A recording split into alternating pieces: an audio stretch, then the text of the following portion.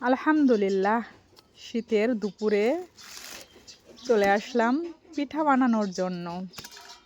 শীতের সময় পিঠা না খেলে কেমন হয়? পিঠা তো খেতেই হবে। সেজন্য বৌমা শাশুড়ি চলে আসলাম পিঠা বানাতে। এই যে নারিকেলটা কুড়ে নেওয়া হচ্ছে, আর এদিকে এই যে নতুন চাউলের আটা দিয়েই বানাবো দুধ চিতই পিঠা।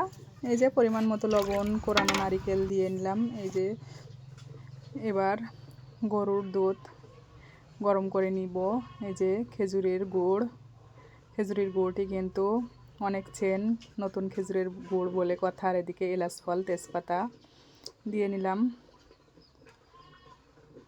আর এই যে জাল দেওয়া শেষ, এবার খোলাই আটা দিয়ে দিচ্ছি পিঠা বানানোর জন্য।